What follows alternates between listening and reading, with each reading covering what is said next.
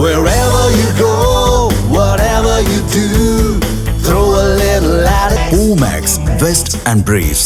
தமிழ்நாட்டில் தெரு நாய்களால் குழந்தைகள் பெரியவர்கள் தாக்கப்படும் சம்பவங்கள் அண்மை காலங்களில் அதிகரித்து வருகின்றன. திண்டுக்கல் மாவட்டம் கொடைக்கானலிலும் நிலைமை இதுதான். சர்வதேச சுற்றுலா தலமான இப்பகுதியில் சுற்றுலா பயணிகள் தெருநாய்க்கடிக்கு ஆளாகும் சம்பவங்கள் அரங்கேறி வருகின்றன. வில்பட்டி அட்டோம்பட்டி கிராம பகுதிகளில் நேற்று பார்த்தீங்கன்னா அட்டோம்பட்டி பகுதியில் ஒரு 15 பேர்த்த தெருநாய் கடிச்சிருக்கு.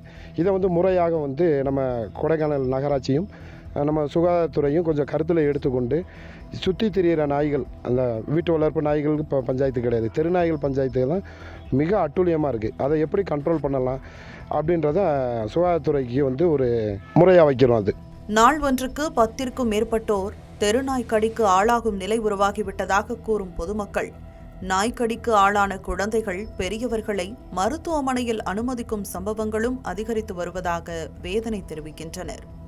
கொடைக்கானல் பேருந்து நிலையம், ஏரி சாலை, அட்டுவம்பட்டி, வில்பட்டி, பள்ளங்கி போன்ற பகுதிகளில் தெருநாய்கள் தொல்லை அதிகமாகவே காணப்படுவதாக பொதுமக்கள் தெரிவிக்கின்றனர். தெருநாய்களை கட்டுப்படுத்துவதற்கு கொடைக்கானல் நகராட்சி நிர்வாகம் அலட்சியம் காட்டுவதாகவும் குற்றச்சாட்டு எழுந்துள்ளது. அங்கே தெரு நாய்கள் ஜாஸ்தி இருக்குது. எங்களால் நடக்க முடியல, வர டூரிஸ்ட்டும் நடக்க முடியல. நாங்கள் என்ன செய்வோம்? யார் எத்தனையோ தடவை நாங்கள் கம்ப்ளைண்ட் பண்ணி யாரும் எடுத்துக்கிறல.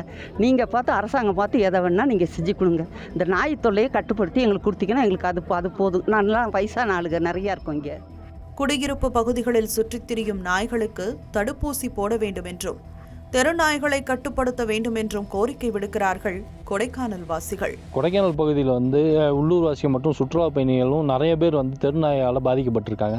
இதை விரைந்து மாவட்ட நிர்வாகமும் நகராட்சியும் நடவடிக்கை எடுக்க வேண்டும் என பொதுமக்கள் மற்றும் சமூக ஆர்வலர்களின் கோரிக்கையாக உள்ளது. தமிழ் ஜனம் செய்திகளுக்காக ஒளிப்பதிவாளர் பிரகாஷுடன் செய்தியாளர் மணி நேதாஜி.